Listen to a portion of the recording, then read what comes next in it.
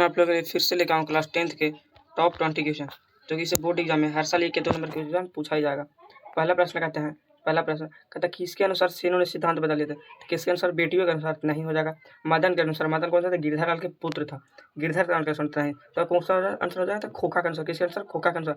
बोलेगा सेन साहब के पुत्र का नाम क्या था? सेन साहब के पुत्र का नाम था खोखा। किसका नाम था? खोखा। अब दूसरा क्वेश्चन पढ़ते हैं। कहता ऐसे ही लड़के आगे चलकर गुंडे, चोर, डाकू बनते हैं।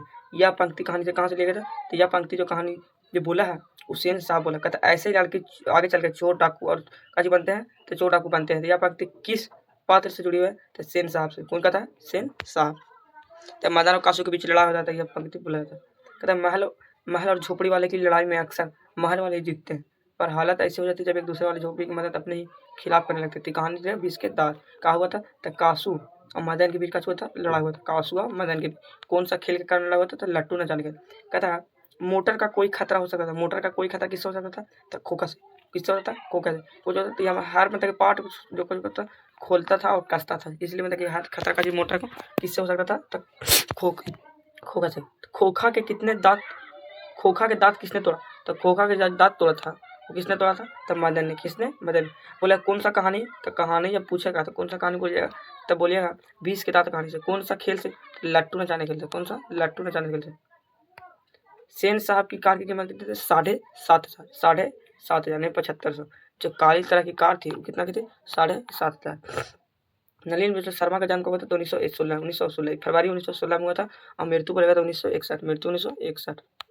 आगे देखते हैं। कहता 20 के दांत शीर्षक पाठ की विधा कौन है? 20 के दांत का हो जाएगा कहानी हो जाएगा। हो जाएगा कहानी, क्योंकि बोर्ड एग्जाम हर साल ये 2 नंबर क्वेश्चन पूछा जाएगा इससे। कहता सेन साहब की आंखों का तारा कौन था? सेन साहब की जो आंखों का तारा था वो कौन था?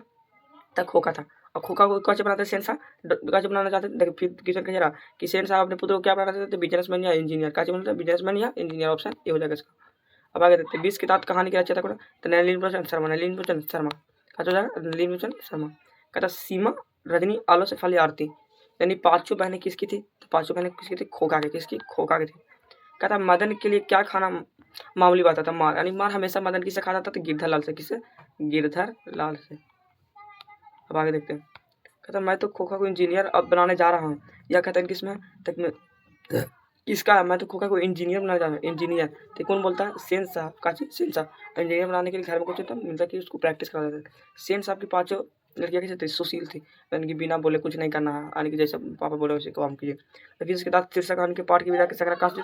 तो 20 के दांत कहानियों के संग्रह से। यानी पूरा 20 के दांत कहाँ से लिए गए थे? 20 के दांत कहानियों के संग्रह से। कहता वाकिफ का शब्द का काम होता है परिचित, मतलब मैं तुमसे परिचित हूँ, इसका वाकिफ होता है।